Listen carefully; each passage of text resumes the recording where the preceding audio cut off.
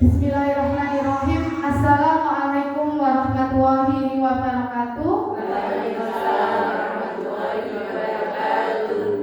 Yang saya hormati Ibu Yuli Susanti, SPD SDMPD selaku Kepala Sekolah SDN Genteng 01. Yang saya hormati Bapak dan Ibu Guru yang hari ini berkumpul di ruang kelas 5 untuk membersamai saya dalam kegiatan diseminasi aksi nyata pada modul 1.4 yaitu budaya positif. Yang pertama-tama, marilah kita panjatkan puji syukur kehadiran Tuhan Yang Maha Esa, yang mana pada siang hari ini kita semua diberikan kesehatan, kesempatan, sehingga pada kegiatan diseminasi ini kita semua dalam keadaan sehat, oke Bapak Ibu, tanpa ada kekurangan dan juga halangan suatu apapun. Sholawat serta salam marilah kita haturkan kepada junjungan kita Nabi besar Muhammad Shallallahu Alaihi Wasallam yang kita nantikan syafaatnya di yaumil kiamah nanti. Amin Allahumma amin.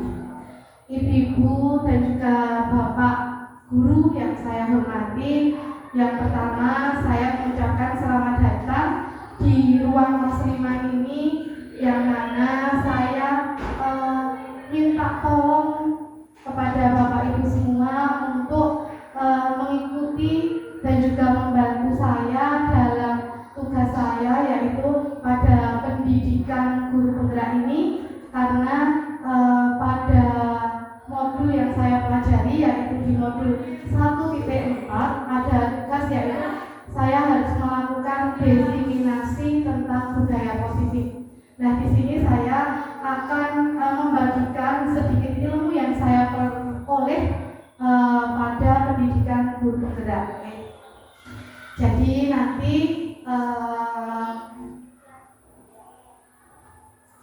Bapak Ibu nanti boleh berpendapat mengenai apa yang Anda pahami, apa yang Bapak Ibu pahami mengenai budaya positif.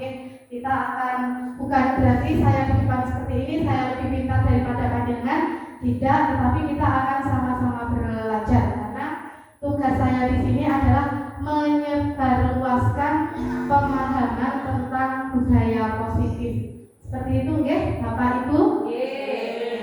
Nah, pada slide yang pertama yang saya tayangkan itu ada pertanyaan pemantik untuk Bapak dan Ibu semua.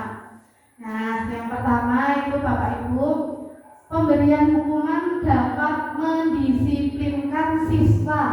Kira-kira menurut Bapak Ibu seperti apa? Pemberian hukuman dapat mendisiplinkan siswa, betul atau salah? Coba. Boleh berpendapat Bapak Ibu, boleh angkat tangannya seperti kalau kita itu di kelas kadang anak-anak itu dimintai pendapat. Ayo siapa yang mau berpendapat? Boleh angkat tangannya. Nah, seperti itu, oke. Jadi untuk pertanyaan pertama ini, pemberian hukuman dapat mendisiplinkan siswa. Kira-kira setuju atau tidak Bapak Ibu? Setuju Bapak Ibu. Setuju. Oke, ada yang jawab setuju, ada yang tidak menjawab setuju? Oh ada, Bu ini ternyata menjawab tidak setuju. Jawaban setuju dan tidak setuju itu tentunya ada alasannya. Oke, semua berhak berpendapat. Untuk yang kedua, pemberian hadiah dapat meningkatkan prestasi siswa. Kira-kira setuju betul? Setuju. Atau kalau saya boleh bertanya, pernahkah Bapak Ibu melakukan hal yang sedemikian? Pernah ya? Tentu saja pernah. Nah, nanti kita akan pelajari di slide selanjutnya itu benar atau salah seperti itu, ya.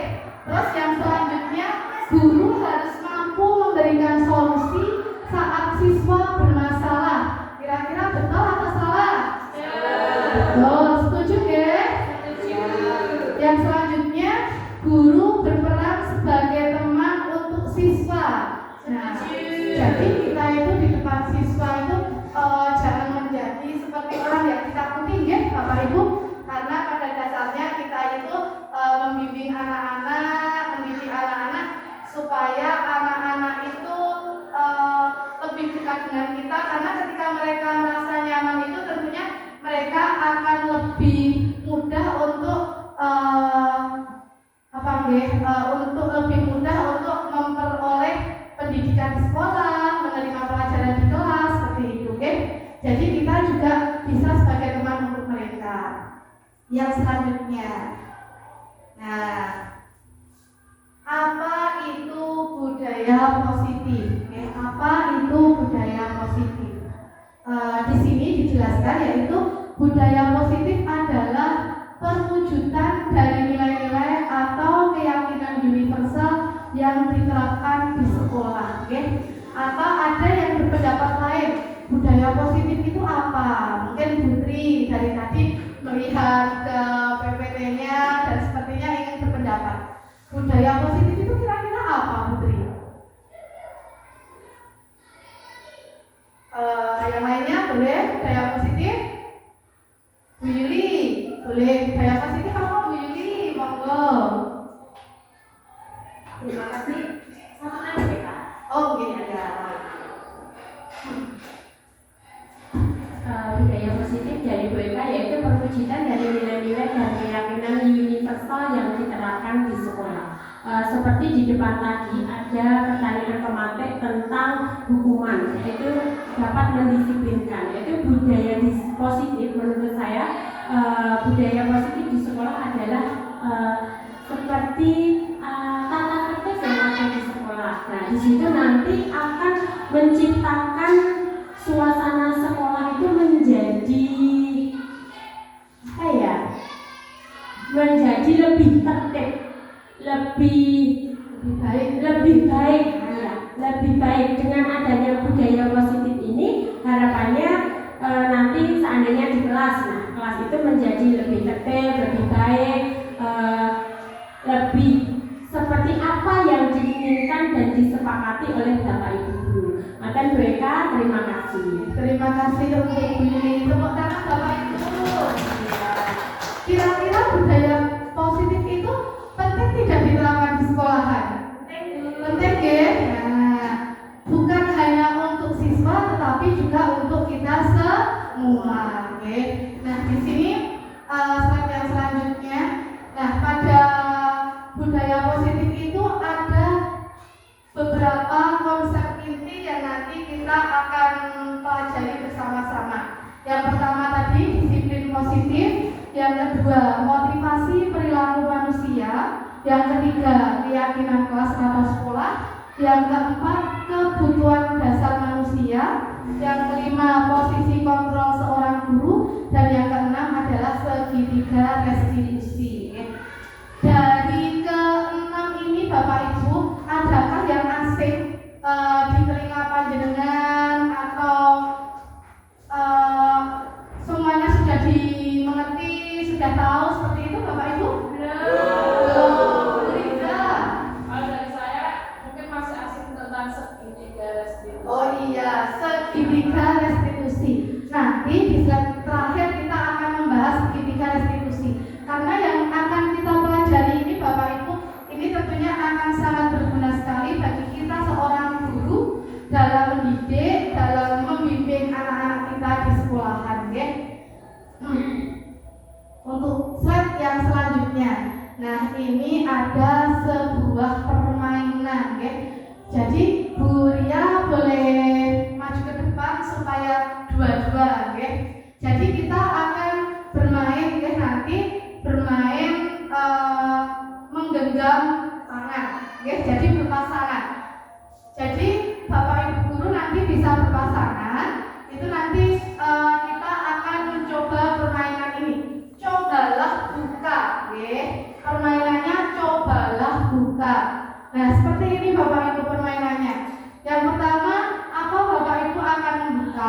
Yang kedua, mungkinkah membuka atau tetap menggenggam tangan? Dan yang ketiga, sesungguhnya siapa yang memegang kendali atau kontrol untuk membuka atau menutup kepalan tangan? Coba berhadapan-hadapan, ya. Dua-duanya juga berarti. Enggak usah, langsung balik. Putri boleh dengan Pak Prilih, ya. Nah,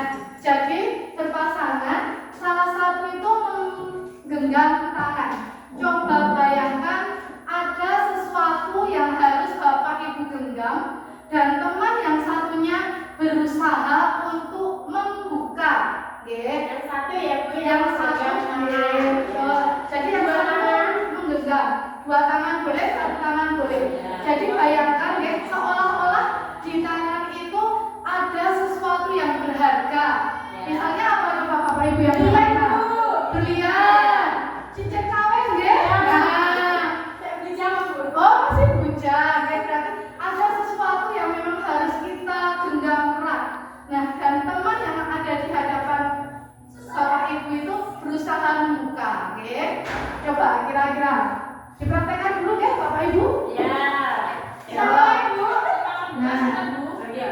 Coba, betul sama buka enggak? Oh iya. Nah, boleh. Dulu setelah membuka apa yang kita lakukan? Nah, sudah bisa membuka nggak berdiri? Bisa. Oh, bisa membuka. Ada lagi Bu Eda bisa dibuka badan? Tidak. Oh, Putri tidak. Nah, ternyata Bu Riza harus lebih kuat lagi. Apa yang anda bayangkan itu ditanam sesuatu yang berharga supaya, supaya temanmu itu Tidak tahu orang lain. tidak boleh. Tidak bisa membukanya. Nah, tidak boleh atau tidak bisa membukanya seperti itu. Nah, apakah Bapak Ibu akan membuka yang tadi sudah menggenggam tangan itu? Apakah akan membuka dengan dengan usaha yang dilakukan oleh teman di hadapannya? Akan membuka tidak Bu Enda? Ada yang membuka, ada yang tidak, Bu. Tadi Bu Enda membuka atau tidak? Tidak. Alasannya kenapa buka tidak membuka? Sangat berhasil. Sangat rahasia, sangat berharga. Pak Brila dibuka tidak tadi?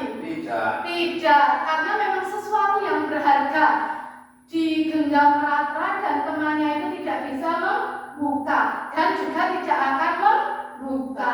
Terus yang selanjutnya, mungkinkah membuka atau tetap menggenggam tangan? Coba, kira-kira tetap menggenggam ketika itu sesuatu yang berharga atau tetap menutup Bapak Ibu? Tetap digenggam. Tetap digenggam karena tahu itu sesuatu yang berharga.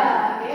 Terus yang ketiga, sesungguhnya siapa yang memegang kendali atau kontrol untuk membuka atau menutup kepalan tangan yang tadi itu Bapak Ibu bayangkan ada sesuatu yang berharga. Kira-kira yang mempunyai kendali untuk membuka dan menutup itu siapa? Yang mempunyai apa tadi yang harga tadi? Yang mempunyai tangan gitu. Iya. Iya. Jadi diri kita sendiri itu yang mempunyai kendali atas diri kita, ya. Jadi bukan orang lain yang bisa mengendalikan kita, tetapi diri kita sendiri yang bisa mengendalikan kita, ya, seperti itu. Terus untuk yang selanjutnya, ini ada disiplin positif dan nilai-nilai kebajikan universal, oke? Nah, ada teori kontrol di sini Bapak Ibu yang dijelaskan oleh Dr. William Glasser, oke? Ada beliau menyatakan bahwa yang pertama itu ilusi guru mengontrol murid, oke? Sama dengan tadi permainan yang dipraktekkan oleh Bapak Ibu semua, oke?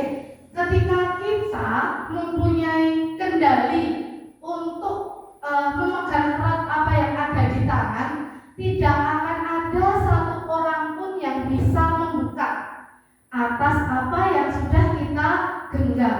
Jadi ketika kita bisa mengontrol murid di kelas kita atau bisa mengontrol anak-anak di sekolah itu, ternyata hanya ilusi, okay? Jadi tidak benar bahwa guru itu bisa mengontrol murid, okay? Yang bisa mengontrol anak-anak, yang bisa mengontrol mereka itu adalah diri mereka sendiri, okay? Jadi bukan terus gurunya ketika di kelas, ayo coba kerjakan tugasnya, okay? Nanti kalau kamu tidak mengerjakan tugas, nanti bu guru beri hukuman, loh kamu harus nyapu kelas, nah seperti itu. Terus anak-anak manut, nah anak-anak manut karena dia takut mendapatkan hukuman. Nah, tapi itu tidak benar. Mereka itu bukan kita yang mengontrol mereka, tetapi mereka bekerja atas dasar kemauannya sendiri, meskipun di hatinya itu dipenuhi dengan rasa takut, okay? Nah, karena apa Bapak Ibu? Karena anak-anak tadi menjalankan tugasnya ya atas kemauan mereka, tetapi di belakangnya karena mereka takut dengan guru. Nah, seperti itu. Terus yang kedua, ilusi bahwa semua perbuatan positif efektif itu bermanfaat, okay? Jadi ketika Bapak dan Ibu itu mengajar di kelas, okay? Anak-anak yang pintar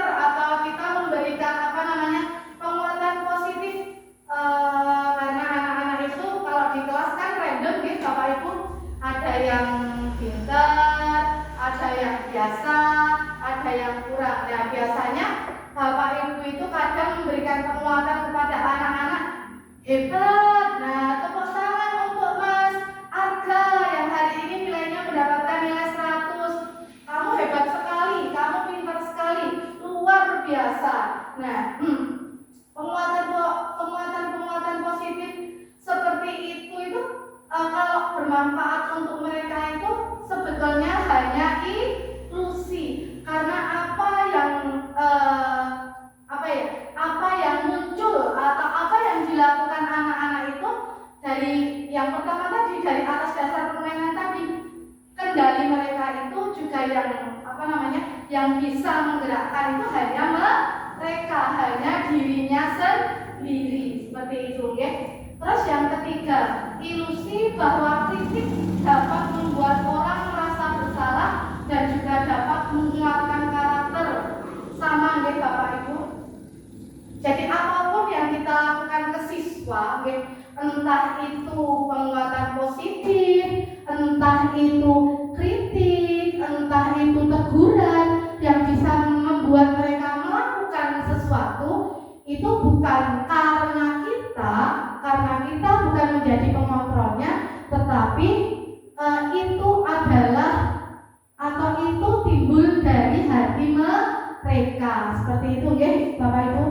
Terus yang selanjutnya, ilusi bahwa orang dewasa memiliki hak untuk memaksa.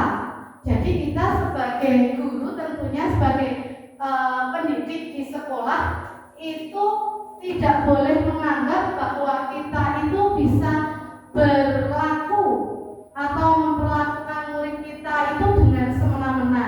Jadi dalam artian semena-mena itu bukan berarti kita memaksa sesuai dengan kehendak kita, itu tidak. Tetapi mungkin dalam prakteknya sehari-hari itu kita kadang, ya, ada anak yang nakal, terus biasanya kita ngatur, ya, itu nak jangan seperti ini, jangan seperti ini. Nah, tetapi di sini ternyata dijelaskan bahwa orang dewasa itu memiliki hak untuk memaksa, itu hanya sebuah ilusi, dan pada intinya yang bisa memegang kontrol itu adalah diri mereka sendiri, termasuk kita semua, Bapak Ibu. Okay? Nah, di sini selain disiplin positif itu ada nilai-nilai kebajikan universal. Okay? Kira-kira nilai-nilai kebajikan yang kita ketahui itu apa saja, Bapak Ibu? Ada yang bisa menjawab nilai-nilai kebajikan? Nah, contoh, ya, kalau kita setiap hari Senin itu melaksanakan upacara, berarti ada nilai yang ditanamkan untuk anak-anak. Kira-kira nilai apa kalau anak-anak itu mengikuti upacara di halaman setiap hari Senin, Bapak Ibu? Nilai nasionalisme. Ada lagi, kalau anak-anak itu di kelas, terus mereka itu masuk sekolah tepat pada waktunya. Pukul 7 anak-anak sudah masuk di dalam lingkungan sekolah, terus mereka masuk kelas dengan tertib. Kira-kira itu nilai apa yang kita munculkan? Disiplin. Nah, seperti itu. Ada banyak, ya, nilai-nilai kebajikan universal itu. Terus di sini Bapak Ibu, nah, disiplin positif dan nilai-nilai kebajikan universal masih sama, oke? Pertanyaannya seperti ini. Bagaimana seseorang bisa berubah dari paradigma stimulus respon kepada pendekatan teori kontrol? Nah, ada teori kontrol yang yang dikemukakan oleh Stephen R. Covey. Bila kita ingin membuat kemajuan perlahan, sedikit-sedikit, ubahlah sikap atau perilaku Anda. Namun bila kita ingin memperbaiki cara-cara utama kita, maka kita perlu mengubah kerangka acuan kita. Ubahlah bagaimana Anda melihat dunia, bagaimana Anda berpikir tentang manusia, dan ubahlah paradigma Anda, skema pemahaman dan penjelasan aspek-aspek tertentu tentang realitas. Tadi disebutkan bahwa kita itu tidak bisa mengontrol anak-anak kita, karena yang punya kendali itu anak-anak sendiri.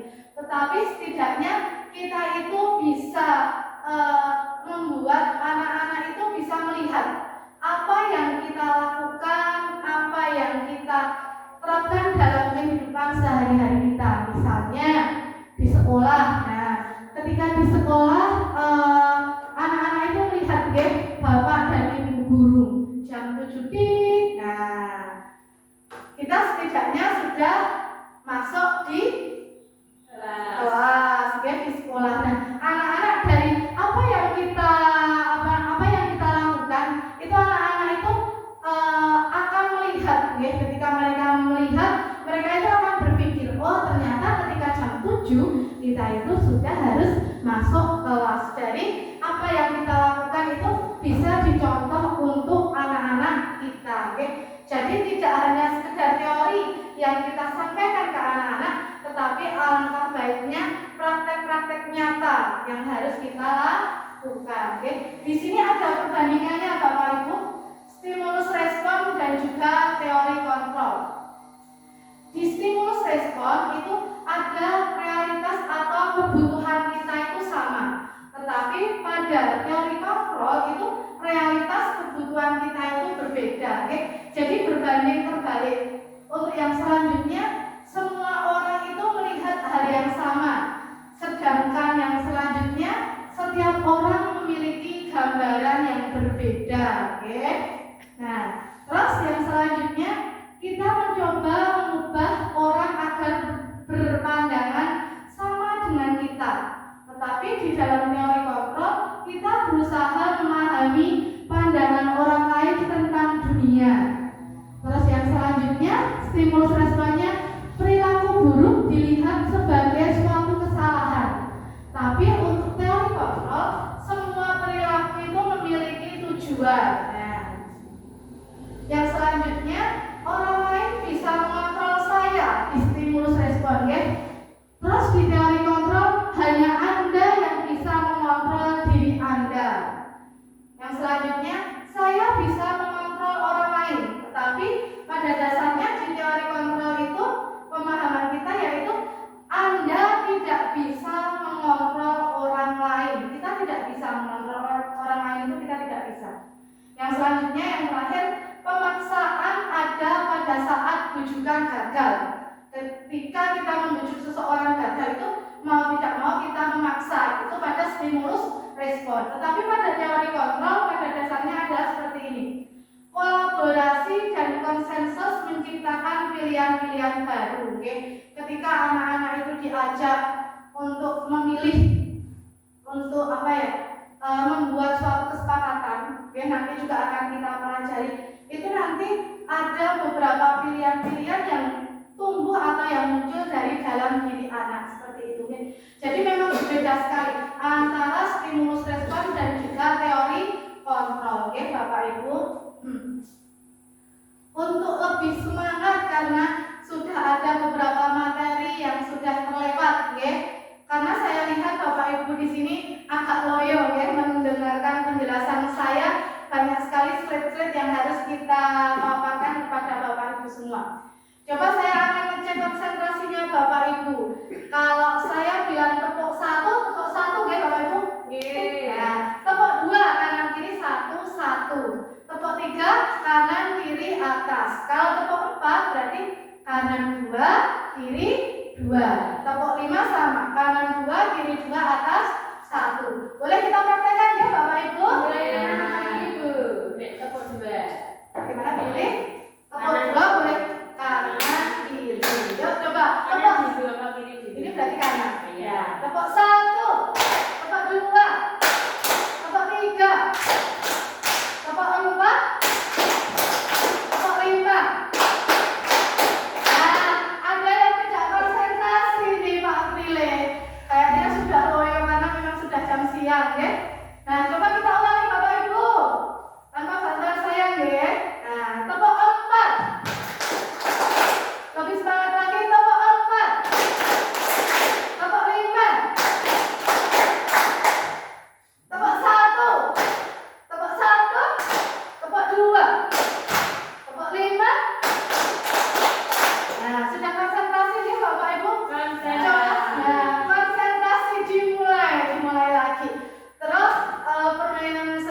selanjutnya di jeda ini materi coba saya minta kepada Bapak Ibu untuk tersenyum selama 30 detik melihat temanmu di sekitar Bapak Ibu, teman kita. Nanti ketika kita itu pertamanya terpaksa ya tersenyum, nggak harus kelihatan giginya, kalau senyum, enggak. Saya juga mau tertawa Bapak Ibu. Nah secara tidak langsung kita itu tertawa muncul dari dalam diri. Pertamanya terpaksa nih, pertamanya terpaksa, tapi setelahnya melihat teman yang tertawa kita juga ikut tertawa. Setidaknya kita itu akan setidaknya kita itu nanti akan lebih apa nih? Moneloyo, berguyu-guyu, terus jadi fresh. Seperti itu ya Bapak Ibu. Mohon maaf karena bahasa saya ini campur aduk. Nah, 1 jam Bapak Ibu, ini baru 20 menit. Oke, nggak apa-apa. Ya Bapak Ibu, senyum dulu, lihat Bapak Ibu guru di sampingnya selama 30 menit. Nah, yang semula Bapak Ibu itu terpaksa melakukannya, tapi lama-lamaan jadi bisa tertawa sendiri seperti Bu Enda. Nah, luar biasa. 30 detik, mohon maaf ya. Sudah ya, ternyata konsentrasi sekali teman kita yang satu ini Pak Trile. Ketika saya salah, itu beliaunya refleks. Bu kok 30 menit habis pemaparannya. Nah seperti itu. Ternyata kita harus senyum selama 30 detik. Ya Bapak Ibu, sudah semangat lagi ya Bapak Ibu? Semangat. Lanjut, konsentrasi dimulai. Nah, yang selanjutnya makna kata disiplin. Ya. Seseorang yang memiliki disiplin diri berarti mereka bisa bertanggung jawab terhadap apa yang dilakukannya, karena mereka mendasarkan tindakan mereka pada nilai-nilai kebajikan universal. Dalam hal ini, Ki Hajar Dewantara, Bapak Ki Hajar Dewantara menyatakan pertanggungjawaban atau verantwoordelijkheid itulah selalu menjadi sisi hanya hak atau kewajiban dari seseorang yang pegang kekuasaan atau pimpinan dalam umumnya. Adapun artinya tidak lain ialah orang tadi harus mempertanggungjawabkan dirinya serta tertibnya laku diri dari segala hak dan kewajibannya. Itu diambil dari Ki Hajar Dewantara, Pemikiran Konsepsi Keteladanan Sikap Merdeka cetakan kelima tahun 2013 halaman 469. Jadi dijupit dari itu Bapak Ibu. Jadi makna kata disiplin itu apa toh? Mereka itu bisa bertanggung jawab dari apa yang dilakukannya karena mereka itu berdasarkan tindakan mereka pada nilai-nilai kebajikan universal seperti ini. Ketika Bapak Ibu itu di kelas harus mengajar anak-anak, okay? Nah kita itu bukan karena memang kewajiban kita itu mengajar, tetapi kita bertanggung jawab akan tugas kita sebagai pendidik, okay? Nah jadi ada nilai-nilai yang harus muncul dari dalam Bapak Ibu ketika kita itu melaksanakan tugas mengajar anak-anak di sekolahan ataupun di kelas. Ketika nilai-nilai yang ada di dalam hati kita ketika kita oh ya memang menjadi tugas saya jam ini, saya hari ini harus berangkat ke sekolah, harus mengajar anak-anak, karena itu sudah menjadi tanggung jawab kita. Nah, jadi ada rasa ikhlas yang harus ada di dalam hati penjenengan. Tumbuh nilai-nilai, nah nilai tanggung jawab, nilai kedisiplinan, ataupun nilai apapun itu harus muncul di dalam hati Bapak Ibu ketika Bapak Ibu itu akan melaksanakan tugasnya sebagai seorang pengajar. Terutama kalau Bapak Ibu wali kelas itu kita harus setiap saat setiap hari masuk di kelas. Nah itu kita memang tidak boleh malas-malasan. Nah ketika kita tidak malas-malasan itu ternyata ada nilai-nilai yang tumbuh dari dalam hati kita. Seperti itu nggih Bapak Ibu. Untuk yang selanjutnya, nah, nilai-nilai kebajikan itu adalah sifat-sifat positif manusia yang merupakan tujuan mulia yang ingin dicapai oleh setiap individu. Jadi nilai-nilai yang muncul itu tentunya bukan nilai yang negatif, bukan seperti aku mau ngajar di kelas karena aku takut dengan Bu Yuli selaku kepala sekolah. Jangan ya Bapak Ibu, itu adalah nilai negatif yang muncul dari dalam diri, itu namanya paksaan. Nah, ketika kita sudah terpaksa, nah pada saat kita menghadapi anak-anak atau pada saat kita melaksanakan tugas kita, tentunya itu tidak akan bisa terlaksana dengan baik, karena yang pertama itu karena dasarnya itu sudah timbul dari dalam diri kita. Kalau saya itu mau, tetapi karena saya itu dipaksa oleh ibu kepala sekolah, nah itu tidak boleh. Memang yang sedang kita pelajari seperti itu Bapak Ibu. Tapi dengan tanggung jawab. Dengan tanggung jawab. Nilai tanggung jawab itu adalah salah satu nilai positif yang muncul di dalam hati Bapak Ibu semua ketika kita melaksanakan tugas. Jadi bukan dorongan dari siapapun, tetapi kita yang bisa mengontrol, dan nilai-nilai itu yang harus ditumbuhkan dari dalam diri kita. Seperti itu Bapak Ibu. Setuju betul? Setuju. Terus seperti yang telah dikemukakan oleh Dr. William Glasser pada teori kontrol, menyatakan bahwa setiap perbuatan itu memiliki suatu tujuan. Apapun yang kita lakukan itu mesti mempunyai tujuan. Entah tujuannya baik atau tidak, itu kita yang tahu. Jadi semua kegiatan itu, setiap perbuatan itu mempunyai tujuan dan hanya kita yang tahu. Terus yang selanjutnya, pada Diana Gosen di tahun 1998 mengumumkan bahwa dengan mengaitkan nilai-nilai kebajikan itu tentunya mengarah ke nilai-nilai yang positif, yang diyakini seseorang, maka motivasi intrinsiknya akan terbangun sehingga menggerakkan motivasi dari dalam untuk dapat mencapai tujuan mulia yang diinginkan. Nah, ini selain kita belajar dari anak-anak, tentunya kita belajar dari kita sendiri.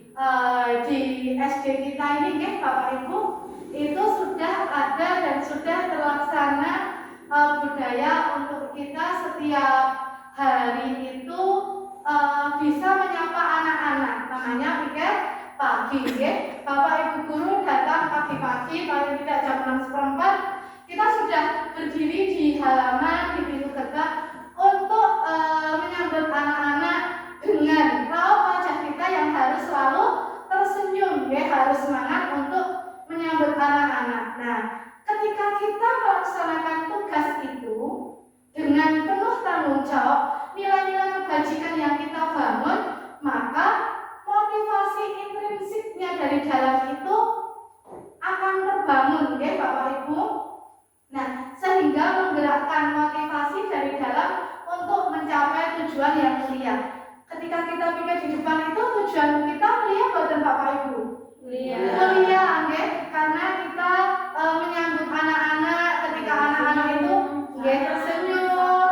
Nah, kita mengharap anak-anak itu juga seperti kita, berangkat sekolah dengan penuh semangat, dengan penuh percaya diri, karena kita itu tidak bisa melihat satu-satu anaknya itu mereka punya masalah apa di rumah, karena tentunya anak-anak itu punya latar belakang yang berbeda-beda. Ada yang ibunya mungkin pagi-pagi dia sudah harus berangkat bekerja, anak-anak di rumah harus sendiri menyiapkan perlengkapan mereka, moodnya anak-anak itu jadi kurang. Tetapi kita sebagai pendidik, sebagai Bapak Ibu guru, tentunya ketika kita menyambut anak-anak itu di depan, kita tanyakan keadaannya, kita beri salam kepada mereka, kita beri senyuman untuk mereka, apa yang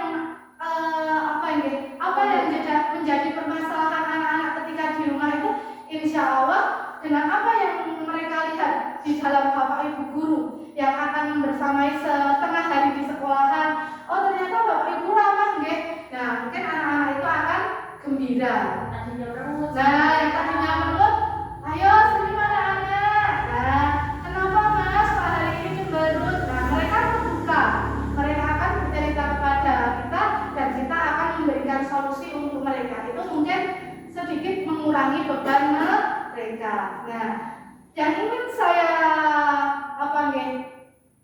Yang ingin saya utarakan di sini adalah ketika kita itu di depan gerbang, ketika itu kita menjalankan tugas kita piket, itu bukan karena tugas yang sudah diatur di sekolahan ini, kesepakatan bersama. Aku butuh mangkat gasik, saya harus berangkat pagi. Nah, orang aku isen kalau kanca-kanca ya. Tidak hanya kepala sekolah yang dikampus, tetapi saya mau dengan teman-teman. Nah, itu juga tidak boleh seperti itu, ya Bapak Ibu, karena itu adalah nilai-nilai negatif yang muncul dari dalam diri. Mau dengan teman itu tidak boleh.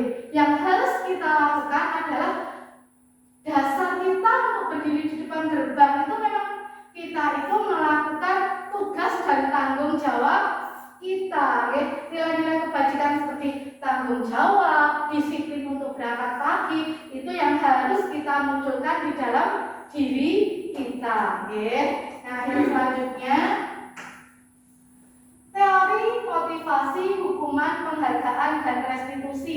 Jadi kalau tadi sudah disiplin positif, nah di sini itu ada motivasi perilaku manusia. Ada 3 Bapak Ibu yang sudah saya dapatkan di pendidikan guru penggerak itu.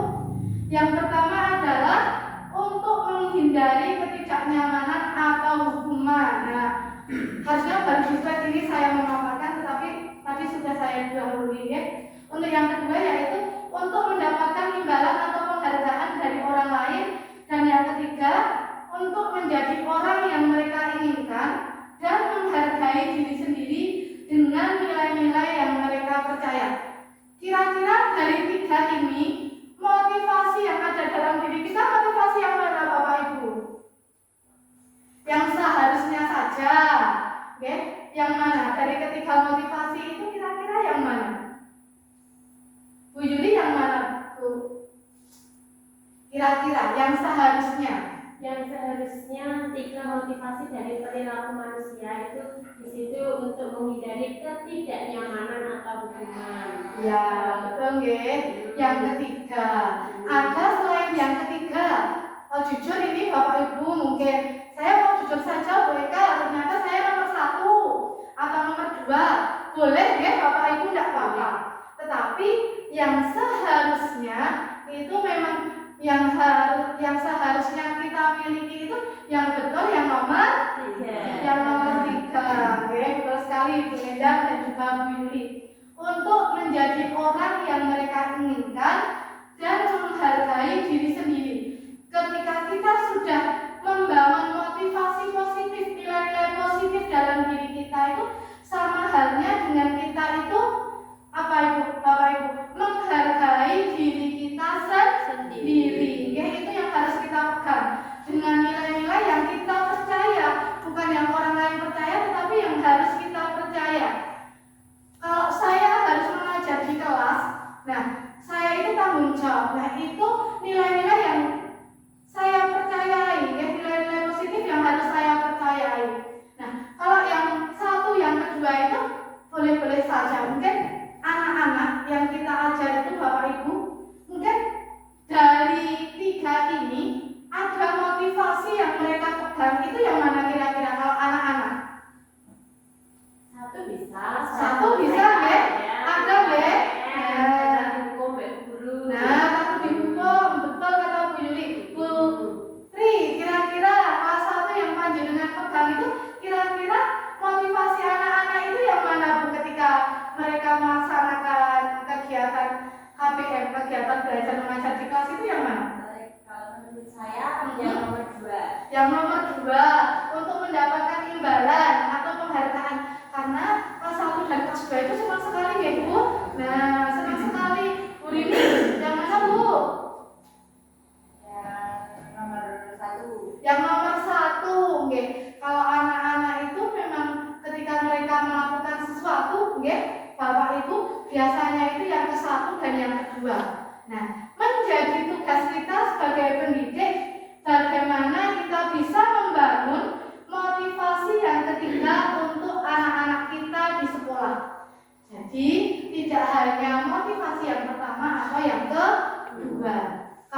motivasi yang pertama itu biasanya anak-anak itu melakukan tugasnya karena mereka takut, nggih. Nah, takut dihukum guru nggih, makanya aku nggarap PR, makanya aku di kelas manut. Yang kedua, aku mau mengerjakan tugas nilainya 100 supaya nanti aku dapat hadiah dari bu guru. Kalau tidak, mesti aku dipuji dengan bu guru. Nah, biasanya seperti itu. Tapi yang ke-1, yang kedua itu hanya bersifat sementara, tidak bisa selamanya. Nah, seperti tadi tugas kita Bapak Ibu, bagaimana caranya untuk motivasi yang ketiga ini dapat kita lakukan, dapat kita bangun untuk anak-anak kita seperti ini, seperti itu. Pertanyaan reflektif. Coba Bapak Ibu, di depan itu ada cerita mengenai IPA. Nanti Bapak Ibu boleh menjawab pertanyaan dari saya. Coba dibaca terlebih dahulu, Bapak Ibu. IPA kurang menguasai pelajaran matematika. Boleh? Boleh. Terima kasih, Bu. IPA kurang menguasai pelajaran matematika, sehingga pada saat pelajaran tersebut berlangsung, dia lebih banyak berdiam diri atau menggambar di buku pelajarannya. Pada saat guru matematikanya Pak Seno menanyakan pertanyaan, IPA menjadi gugup dan tak sengaja menjatuhkan tasnya dari kursi, serta tiba-tiba menjadi gagap pada saat berupaya menjawab. Seluruh kelas pun tertawa melihat perilaku IPA yang bicara tergagap dan terkejut tersebut. Pak Seno pada saat itu membiarkan teman-teman IPA menertawakan IPA yang tergagap dan malu luar biasa, dan malah minta IPA untuk maju ke depan dan berdiri di depan kelas sambil menunjuk hidungnya karena tidak bisa menjawab pertanyaan Pak Seno. Kelas makin gaduh dan anak-anak pun tertawa melihat IPA di depan kelas memegang ujung hidungnya. Demikian Bu Ika. Terima kasih Bu Yudi yang sudah membacakan cerita IPA ini. Bapak Ibu, di sini ada cerita dan di bawah juga ada pertanyaan, apakah Anda setuju dengan tindakan Pak Seno terhadap IPA? Kira-kira setuju atau tidak? Tidak setuju, karena apa? Karena mungkin kalau yang dilihat ini kan hukumannya sambil menunjuk hidungnya ya. Itu dan teman-temannya itu menertawakan, mungkin itu akan berdampak buruk ke depannya bagi IPA, mentalnya juga kena dan dia semakin tidak menguasai pelajaran matematika. Ya, betul, luar biasa nih. Seperti itu Bapak Ibu. Jadi tindakan Pak Seno ketika beliau melakukan hal yang sedemikian rupa itu tidaklah benar, karena anak yang dihukum dengan cara hukuman fisik seperti itu akan membekas di dalam diri anak, Nah, apalagi teman-temannya itu menjadi tertawa dan Pak Seno itu diam saja. Tentunya anak-anak itu akan mempunyai rasa malu, Nah, psikisnya akan terkena, Jadi tidak boleh melakukan seperti itu. Nah, yang kedua, pertanyaan yang kedua, betul sekali Bu Rita, boleh tepuk tangan Bapak Ibu? Nah, menurut Anda, tindakan Pak Seno terhadap IPA adalah sebuah hukuman atau konsekuensi? Hukuman atau konsekuensi, Bapak Ibu? Bu Yuli, hukuman. Ada tanggapan yang lain?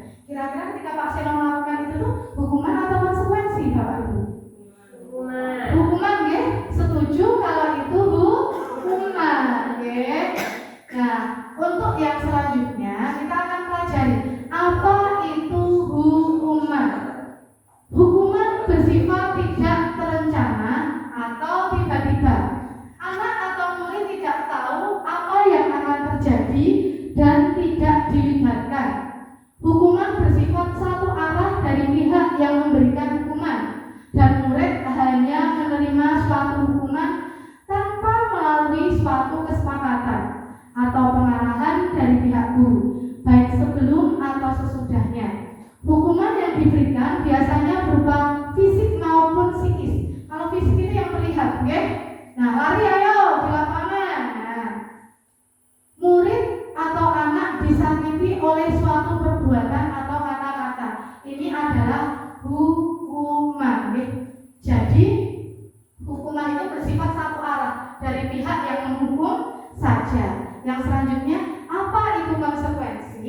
Kalau konsekuensi itu sesuatu yang sudah terencana atau sudah kita sepakati. Kalau disepakati itu berarti bukan dari satu pihak, oke Bapak Ibu, tetapi ada kesepakatan antara guru dengan murid, oke. Sudah dibahas dan disetujui oleh murid dan guru. Nah, di sini dijelaskan. Umumnya bentuk-bentuk konsekuensi dibuat oleh pihak guru atau sekolah dan murid sudah mengetahui sebelumnya konsekuensi yang akan diterima bila ada pelanggaran. Pada konsekuensi murid tetap dibuat tidak nyaman untuk jangka waktu pendek. Konsekuensi biasanya diberikan berdasarkan suatu data yang umumnya dapat diukur, misalnya setelah 3 kali tugasnya tidak diselesaikan pada batas waktu yang diberikan, atau murid melakukan kegiatan di luar kegiatan pembelajaran, misalnya mengobrol, maka murid tersebut akan kehilangan waktu bermain dan harus menyelesaikan tugas karena ketertinggalannya. Peraturan dan konsekuensi yang mengikuti ini sudah diketahui sebelumnya oleh murid. Sikap guru di sini senantiasa memonitor murid. Jadi ada beda antara hukuman dan juga konsekuensi. Kalau hukuman itu yang membuat itu satu pihak, yang melakukan satu pihak. Tapi kalau konsekuensi itu anak-anak itu sudah tahu, ya, akibat dari apa yang sudah dilanggar, dari keyakinan atau kesepakatan bersama, ya. Jadi kalau konsekuensi itu sudah terencana dan anak-anak juga bapak guru, ya sudah disepakati dua belah pihak. Kalau hukuman kan ketika anak tidak mengerjakan, oh ayo kamu lari di halaman 3 kali ya, nah anak tidak tahu. Nah, tapi kalau kesepakatan mungkin bapak ibu guru sudah seperti ini. Nah, kamu sudah melanggar ini, kamu tidak mengerjakan tugas kemarin. Kesepakatan apa? Kesepakatan kita apa anak? Apa anak-anak? Nah, seperti itu. Jadi anak itu tahu, ya, konsekuensi apa yang harus dilakukan ketika dia tidak melakukan tugasnya. Nah, sekarang apa itu restitusi? Kita masuk ke restitusi. Restitusi tadi, ya, Bu Riza tanya tentang restitusi, ya, segitiga restitusi. Kita akan masuk ke restitusi Bapak Ibu. Restitusi adalah proses menciptakan kondisi bagi murid untuk memperbaiki kesalahan mereka, sehingga mereka bisa kembali pada kelompok mereka dengan karakter yang lebih kuat. Itu menurut dosen, ya. Restitusi juga merupakan proses kolaboratif yang mengajarkan murid untuk mencari solusi untuk masalah mereka dan membantu murid berpikir tentang orang seperti apa yang mereka inginkan dan bagaimana mereka harus memperlakukan orang lain. Selain tadi ada hukuman, ada juga konsekuensi, dan yang terakhir itu restitusi. Jadi restitusi itu nanti kita sebagai seorang guru bisa mengajak anak untuk mereka itu bisa tahu akan kesalahannya, tetapi mereka itu terus jangan serta-merta oh kamu itu melanggar kesalahan, tapi kita kita menyadarkan akan kesalahannya dengan kata-kata yang baik, seperti itu. Betul, Bu. Yang selanjutnya nih Bapak Ibu, nah ini ada perbedaan, ya. Ada identitas gagal dan juga ada identitas sukses. Identitas gagal itu meliputi hukuman tadi, ya. Karena kalau hukuman itu tentunya tidak akan berefek baik untuk anak-anak kita. Tetapi yang akan berefek baik ketika kita membudayakan disiplin positif itu yang tadi konsekuensi dan juga restitusi itu akan mengarahkan ke identitas sukses bagi anak-anak kita. Oke? Jadi ibaratnya ini yang negatif, kalau yang identitas sukses itu yang positif, seperti itu Bapak Ibu. Nah, sekarang coba ada pertanyaan ini Bapak Ibu. Nah, tadi malam ini saya buat beberapa contoh, oke? Nah, nanti Bapak dan Ibu bisa menjawab. Ini itu adalah sebuah hukuman atau konsekuensi. Coba kita baca bersama-sama Bapak Ibu. Mencatat 100 kali di dalam buku kalimat, di dalam buku dengan kalimat seperti ini. Saya tidak akan terlambat lagi. Nah, karena nyebutnya 100 kali. Nah, karena terlambat ke sekolah. Kira-kira hukuman atau konsekuensi? Coba, hukuman atau konsekuensi Bapak Ibu? Sudah ada kesepakatan atau belum? Mencatat 100 kali.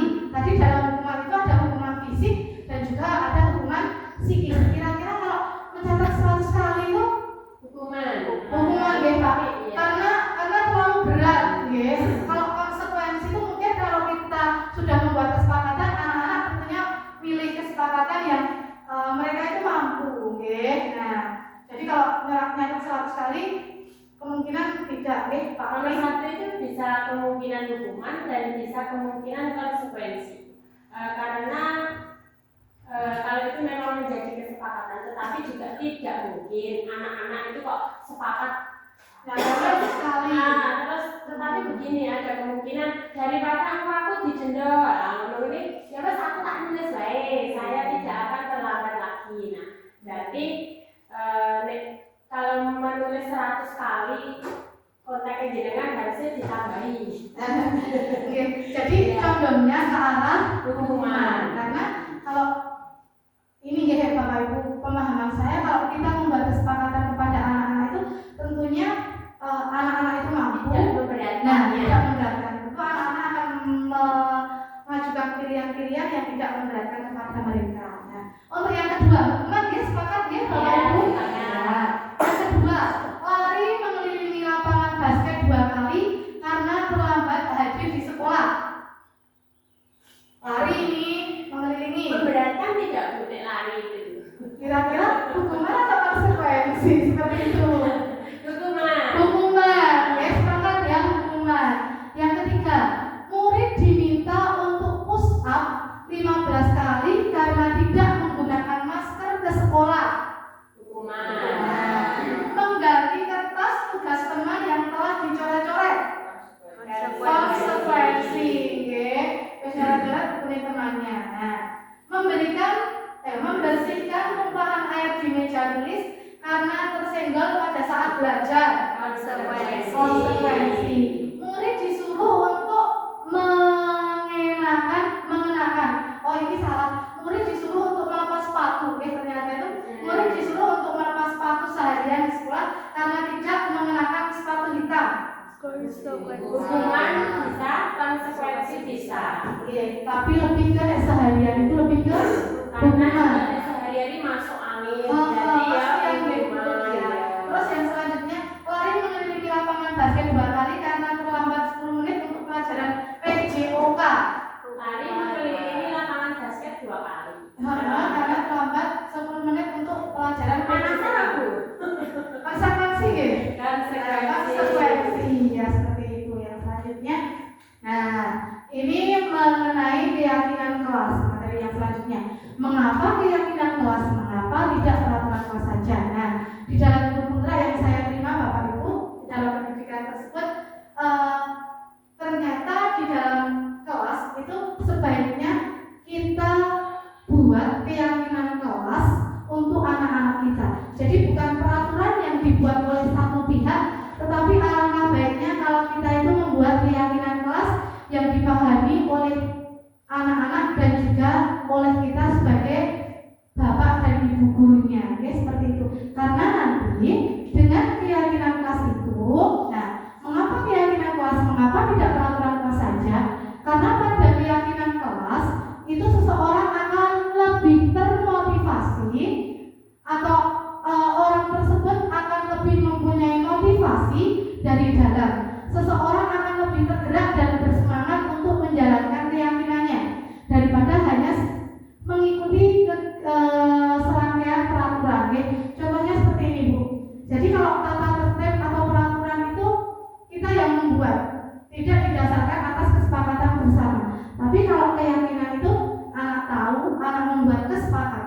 dan juga kita tahu, kita bersama-sama. Ketika anak membuat keyakinannya, membuat kesepakatan, nah akan muncul nilai-nilai baik, nilai-nilai positif yang ada dalam diri anak. Seperti itu, Bu.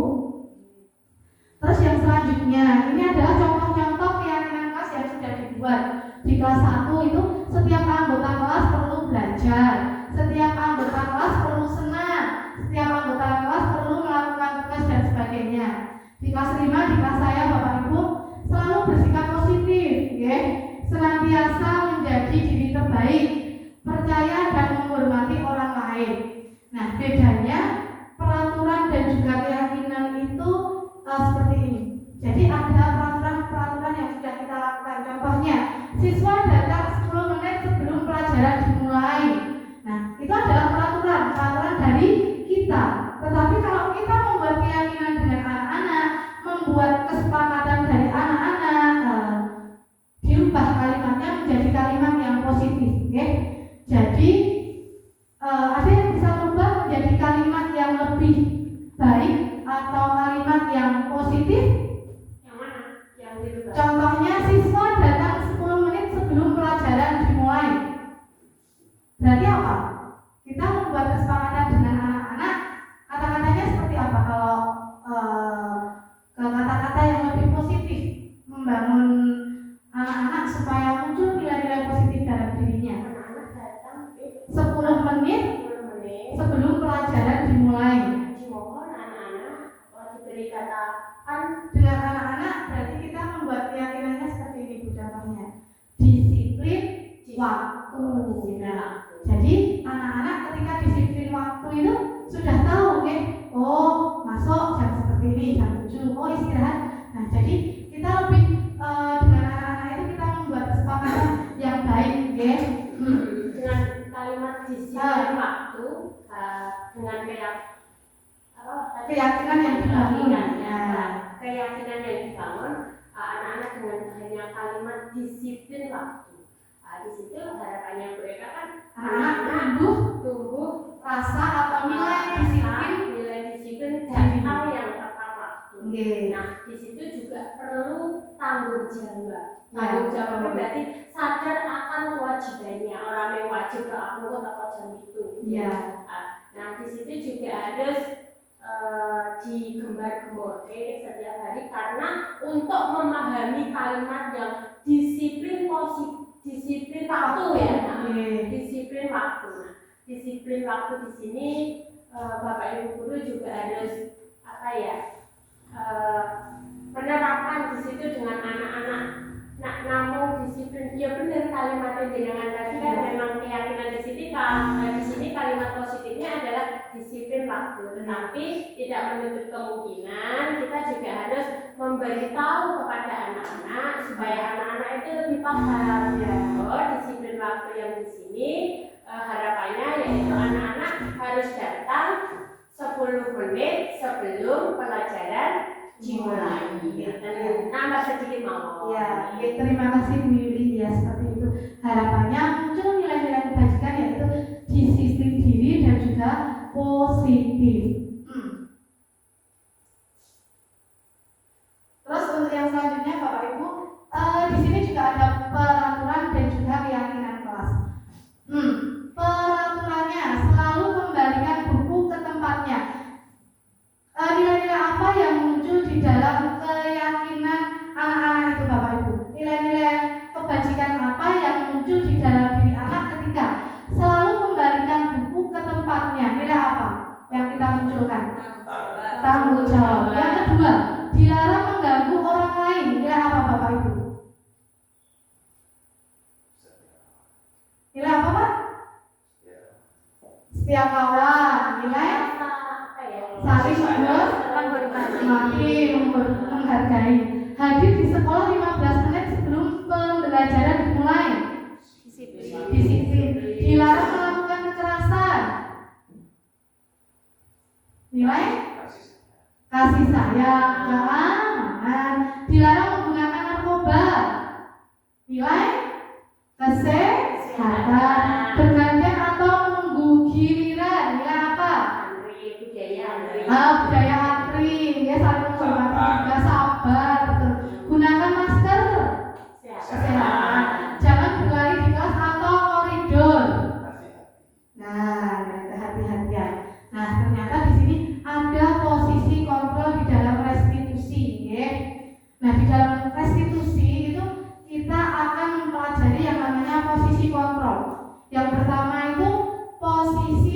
sebagai penghukum, yang kedua pembuat merasa bersalah, yang ketiga posisi teman, dan yang keempat pemantau, yang kelima manajer. Ya. Kira-kira yang mengarah ke yang positif itu yang mana Bapak Ibu? Posisi yang mana? Yang teman, pemantau, dan juga manajer. Kita memposisikan kepada anak-anak kita itu seperti itu. Kalau yang mengarah ke negatif yang mana? Penghukum dan juga pembuat merasa bersalah. Jadi kita sebagai guru itu harus bisa memposisikan bagaimana seharusnya kita di hadapan peserta didik atau murid-murid kita, seperti itu. Nah, terus yang selanjutnya ada kebutuhan dasar manusia. Jadi manusia itu ternyata punya kebutuhan, Bapak Ibu.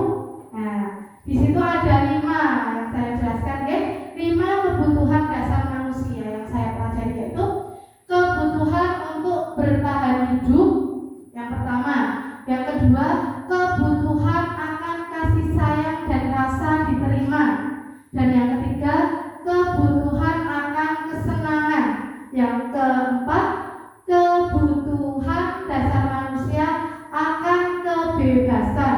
Dan yang kelima adalah kebutuhan dasar manusia atas penguasaan. Jadi ketika kita melakukan sesuatu atau ketika kita melakukan sesuatu, ternyata ada kebutuhan-kebutuhan yang ternyata itu memotivasi diri kita, menjadi dasar kita melakukan sesuatu. Seperti contohnya anak-anak kita kalau di kelas itu Bapak Ibu, kadang anak-anak itu usil sendiri. Nah, ternyata ada kebutuhan yang harus mereka penuhi. Contohnya, mereka ternyata ingin ditegur ini sama Bapak Ibu gurunya, aku kok diabaikan terus. Nah, ada yang usil ini ngambil makan temannya. Nah, bisa juga anak-anak itu kadang tadi pagi mereka tidak sarapan, jadi mereka kebutuhan untuk bertahan hidup, ngambil barang atau ngambil makanan dari temannya itu untuk makan dan kenyang. Nah, tapi ada juga memang iseng, nah, kasih sayang dan juga rasa diterima. Ben apa teman-temannya ini kok dengan aku, kira-kira teman-temannya itu nanti pada tegur aku. Nah, ketika dia ingin diperhatikan seperti itu, mungkin kebutuhan kasih sayang dan rasa diterima yang ingin dipenuhi oleh anak tersebut. Nah, terus ini ada segitiga restitusi untuk yang selanjutnya, yang terakhir.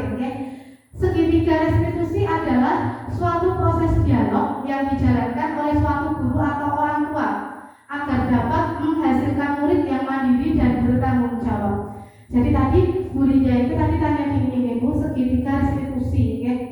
Jadi ada dialog yang kita lakukan kepada murid kita akan kesalahan yang telah mereka perbuat, sehingga mereka itu bisa mempertanggungjawabkan atas apa yang telah dilakukannya dan mereka menemukan solusi atas apa yang akan dijalankannya. Ada proses 3 tahapan di dalam prinsip-prinsip utama teori kontrol di dalam segitiga restitusi.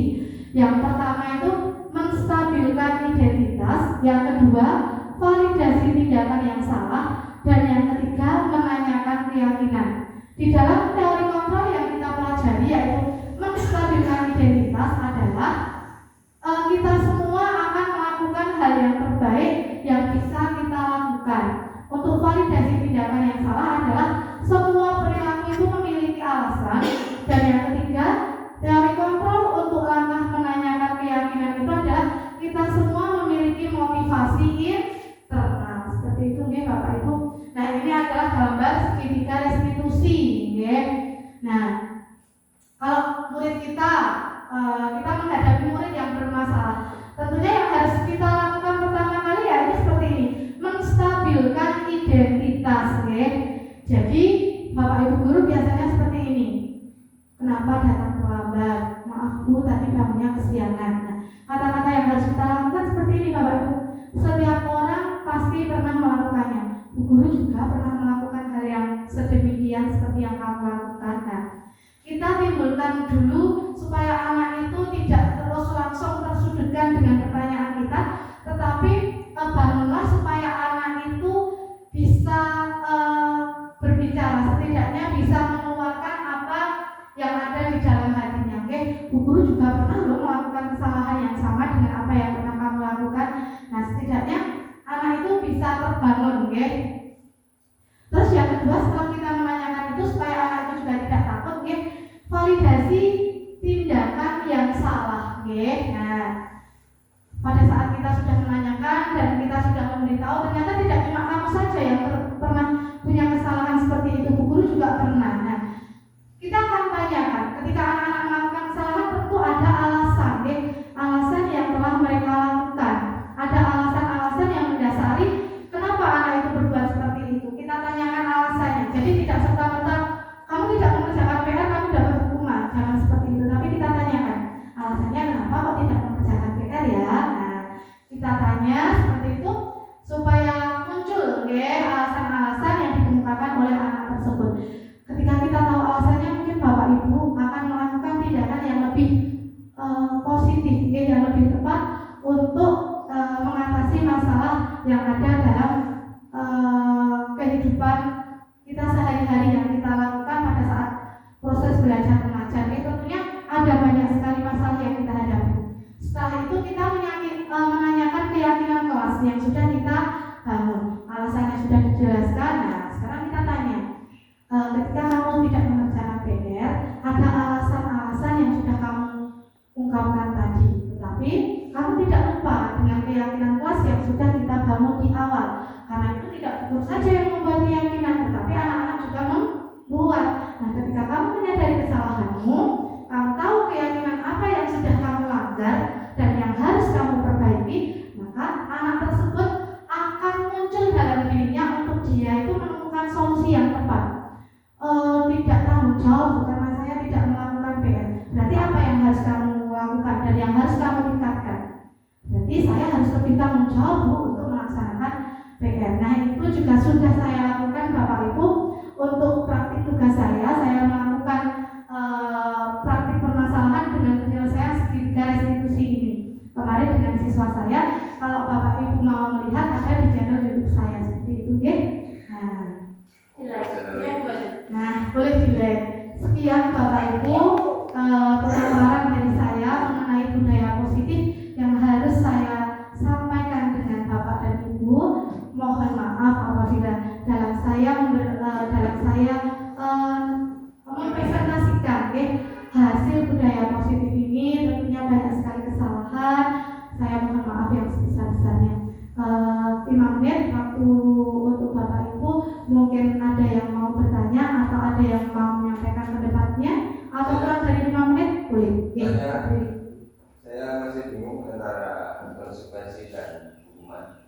Itu dua hal yang berbeda atau dua hal yang berkesinambungan. Maksudnya sebuah konsekuensi itu bisa dikatakan hukuman yang disepakati. Atau memang konsekuensi dan hukuman itu adalah sesuatu yang berbeda.